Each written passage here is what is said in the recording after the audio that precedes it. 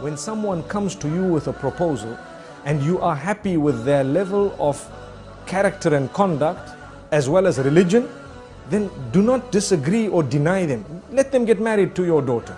If you don't allow them, there may be lots of fitna and fasad.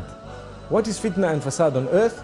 Fitna meaning corruption, problems, disruptions, difficulties, calamities. So many things can happen.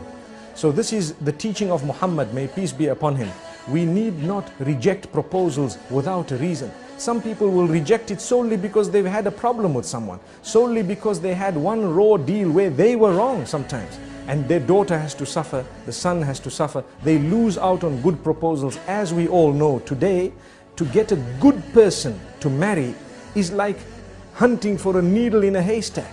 Perhaps not as difficult as that, but for a lot of people it may be just that. And it is very, very risky, because sometimes we've picked up part of the hay and we think it's a needle.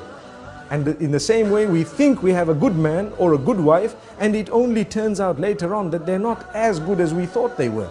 So it's important for us, once we've made the decision, each one of us should be, the main aim in our lives should be to please our Maker, to please our Creator. We need to be constantly conscious of that. If that is the case, we will be able to lead a happy life. If my main aim is to please my Creator, my religion teaches me to be the best person, to be the best husband, to be the best wife, to be good in character, good in conduct, to get up early in the morning, to read late at night, to make sure that I've prayed, to make sure that I have fulfilled my duties unto Him, as well as my duties unto the rest of my family members. All that is part and parcel of my religion and fulfilling what the Almighty has instructed me to fulfill. And for this reason, when you look at someone who has character, conduct, they speak well, they know how to come across. When they want to say something, they choose the best way of coming across. You will lead a much happier life than marrying someone who's very abrupt, no character, no conduct, no religion, and so on.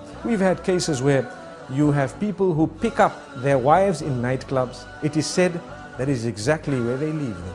We ask Allah to protect us. What that means is, they picked someone up in the nightclub because of how good their legs looked, or for example, how nice their face was, or how beautiful the hair was. The day they find someone with better legs, na'udhu billah, or better hair, or better looks, they will drop this one and go for the next. So that was not the proper way of looking for a wife.